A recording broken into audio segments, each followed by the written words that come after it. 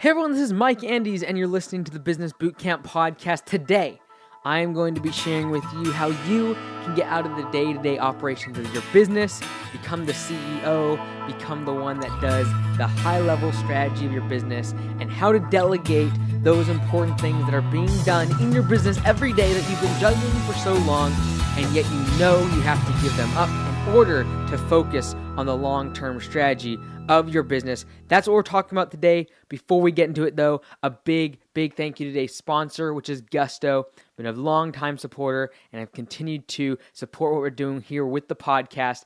They are the ones that allow me to help you start, grow, and save your business. So please check out their giveaway today. They're giving us 90 days to try their software, and they are hands down the best payroll software I have used in terms of customer service. It's something I don't talk a lot about, but when you have problems with payroll come tax time, you want to have someone on the phone, and their tax professionals will help you very quickly, and you'll have someone real on the phone instantly. Someone like QuickBooks or these other services out there, you might wait for 5, 10, 15 minutes on hold, and then when you get someone, they're just not the level of customer service that Gusto has. So check them out today. Go to gusto.com/bootcamp. That's only where you can get this 90-day trial. You can get the regular 30-day on their website, but the free 90-day trial, gusto.com/bootcamp. Now, today's not going to be a long episode. This is the night before my first ever hosting a conference. And so Landscape Summit starts tomorrow. It's a 3-day event. I'm super excited.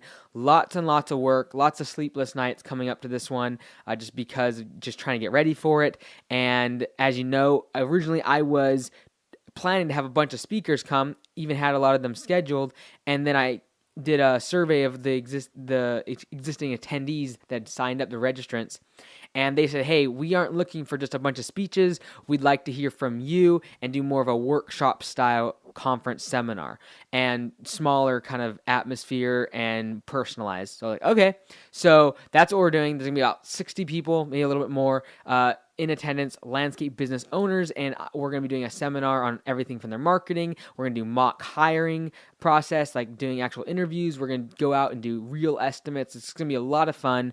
I'm really looking forward to it. It starts tomorrow. I needed to get this episode in, though, because it's been a while, and it's going to be a while until I can record again. So today I want to talk about something I have been going through with my business and something that is very difficult. It is the thing that makes you a business, I believe. The thing that makes you a business versus owning a job. And that's when you can delegate all the day-to-day operations and really begin to work on the strategy, the team from a higher level, thinking about acquisitions or maybe just growth in terms of market share, more employees, another location, things like that. And so if that's appealing to you, this is what I would my recommendations to you be excuse me. That would be these are the recommendations I would have for you, being someone that is in the process of doing that right now. Excuse me, my goodness. I think this is going to be a long weekend. But I'm in the process of doing that right now, and it's obviously I could keep the business where it's at now. So I'm talking about my landscaping business in particular. And I've never been there all the time. Like I've always had divested interest in whether it be the gym or the podcast or the course, other stuff that I do. So I've never been there like full time where that's like I start in the morning and end at night. It's usually been where I'm kind of like stretched between different places. However, because those different places are becoming a lot more encumbersome, more people involved, bigger in terms of revenue. I need to have more time to delegate towards those things. But also, when I am working on Augusta, my landscaping company, I need to be focusing on strategy, marketing campaigns, and hiring people. Like literally, those are the 3 things I need to be focusing on.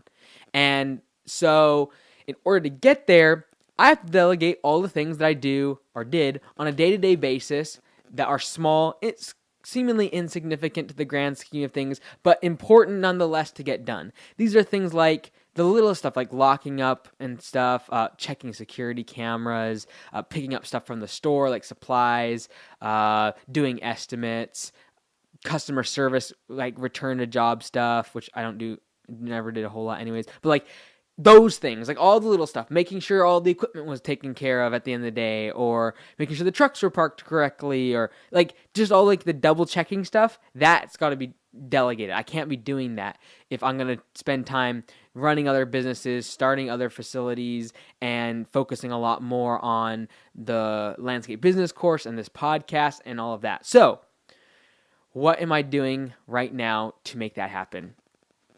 At the end of the day, it takes a little bit of humility and realization that your employees are not going to do the level of proficiency that you can, or at least you feel you can. Because sometimes our judgment and our vision is just clouded by our own perception and our own, we're just completely oblivious to the reality that we are not the best at everything. And that's just the facts of life. We are not. But this is what really is the tipping point for many of the people I talk to, and it was definitely the tipping point for me. And that is this. Maybe one individual is not as good as me at, say, doing estimates or doing sales. Maybe they're not as good as me. However, when I get spread so thin and I'm doing so many different things because I haven't delegated any of them, when I get to that point, all of a sudden, I start to not do as good at doing sales and estimates, not because I'm not good or naturally talented or have the skills or the knowledge. It's because I'm spread too thin and I'm trying to do too many things. This is the classic example of a juggler, and eventually you're going to drop a ball as more and more balls are added. And so this is where it comes to the fact that, okay, look, this person might be a 7 or an 8 out of 10 compared to you, what you think in your mind is a 10 and what you can do is a 10. But I promise you, if you can scale the 7 and 8s, the people who do a really good job, if you can scale that, they can do far, far more than you as one individual, even if you're a 10. And so I really find it interesting, business owners that hold on to every single thing in their business, and I am obviously guilty of that in many regards, and I see it as I am in the process of letting everything go. You have to force yourself sometimes to not micromanage, or never would I want to micromanage, but just caring so much that you get into everyone's business. And so that's something that I've fought in the past and am having to learn myself around. And so what we are doing and have done is essentially I have decided that, okay, I cannot hire someone, the business cannot afford someone that does all the things I do. And that's most of the time how it is with owners. If you're wanting to step out of day-to-day operations, you're like, look, I am not going to be able to find an individual, or am I going to be able to afford an individual that can do the marketing, can do the website, can do the sales, can do the hiring, can do the firing, can do the design of the marketing material, can do big contract negotiations, can do design work on the computer, like all of those things. Do team meetings, put together financial statements, send those to the bank, apply for all of those things. I can't expect someone to do all those things without a very good paycheck. And so the alternative to that, and when I say very good paycheck, I mean like a very expensive person that the business can't afford. And so what the alternative, and this is what I would push you to do, is chop up what you do into as many pieces as you possibly can and begin to delegate them. So what I've done is I've cut myself up into 12 pieces. I think it's 12 or 11 or 12 pieces of different areas and things that I do on a day-to-day basis that need to be done. They must be done. They're imperative to be done. However, I don't have the time. So I need to delegate. And so what I've done is cut up all my daily tasks into 11 or 12 things, and then assigned individuals to each one. And so those individuals are going to be responsible for one thing. It might be the trucks. They're going to be responsible for fueling them, maintaining them, cleaning them. It might be the track loaders and skid steers. They are responsible for oil changes and filters and gassing them up and greasing the joints. They're responsible for all of that. One person might be the mowers. They're responsible to sharpen the blades and keep the oil changed and the air filters cleaned out. All those things that I would usually just kind of check up on once in a while. They're responsible. There's someone going to be responsible for scheduling and routing. There's going to be someone different that's specifically responsible to give me financial reports that are consistent and clean data and on a consistent basis. There's going to be someone specifically, we actually have two people specifically that are responsible for lean management. They're going to be looking at the processes that we do on a day-to-day basis in terms of workflow and where our traffic is going in the shop and efficiencies that can make the company more profitable. They are responsible for lean. We have two people that are going to be responsible for sales and estimates. We're going to be having people responsible for the video and pictures to create for marketing material. Like every single thing that I've done is now broken up and there's someone responsible for it. So what we're going to do is on a monthly basis, they're going to all report to each other as a team, just 2 or 3 minutes, report what their department that they're responsible for is doing, whether it be asking for approval on new equipment and kind of bringing that to the table. Maybe that's the one time I would be like, yeah, we do need that $10,000 piece of equipment. And they would reconcile to me that by saying, hey, look, we have this other piece of equipment. It's broken down 3 times in the past month. It's old. It's not doing a very good job.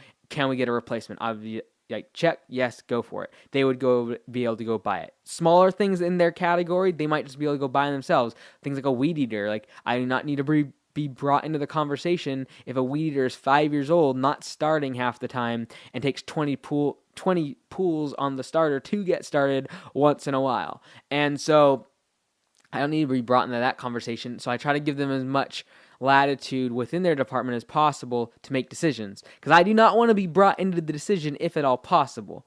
And so the key to this is obviously culture and people buying into it. 2, you're going to get people actually being accountable for different departments and taking ownership and pride in their department doing well. And so we even have someone responsible for literally like shop organization. So I'm talking like potholes and grading out the gravel. Like, that's important. It has to be done. Someone's got to be responsible. Someone has got to be responsible so that when I do drive in once a day or once every other day and I do see something wrong, I know who to talk to. I know who to quote unquote blame. I know who needs to report to me about these certain issues. So if I'm driving down the road and I see one of our crews and I see a skid steer and it looks like it hasn't been washed, I'm not going to go get in that crew's business. That's up to them. That's up to their project manager. That is up to the people on that job. I will go to the person who is responsible for the skid steers and the track loaders and say, what's up? And either they're going to have a really good excuse or there's going to be some sort of reasoning behind the job conditions, made it dirty, whatever it is.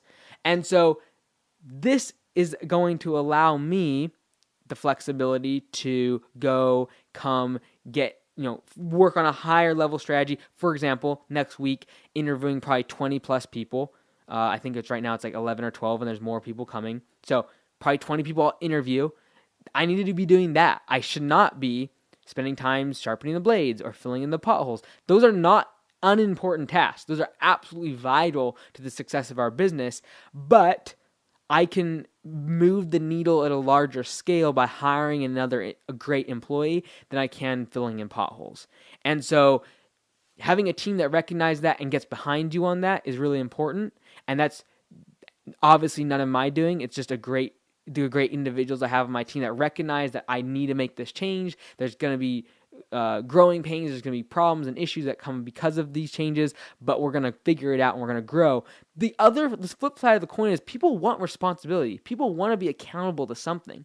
They want to be able to be proud of the work they do. They want to be proud that their department is being successful, that their department is growing, that their department has no customer complaints. They want to be able to see growth and fulfillment in their role in the organization. So allowing them to have a piece of the pie, not in terms of equity, but in terms of responsibility. This is something I think a lot of us don't figure out, is we think we got to give a piece of the pie in terms of equity when people are just looking for something that they can be accountable for, something they can be responsible for, something they can be proud of, something they can show off to everyone else in the company that they did something, that they made a change in the business.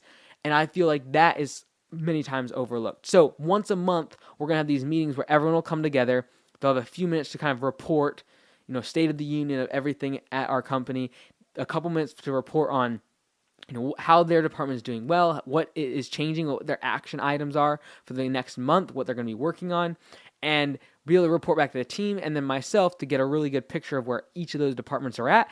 I'll be able to make suggestions. I'll be able to help them. And what I'm working on right now is getting them set up for success in their departments. So all that information I have in my head about their department, I need to get on paper. I need to get on checklists. I need to train them. I'm going to have specific days where I orientate them to exactly what is expected, whether it be weekly maintenance, daily maintenance, monthly things they need to be doing, tasks, ways they can improve their sales ability or making sure their close ratios are correct.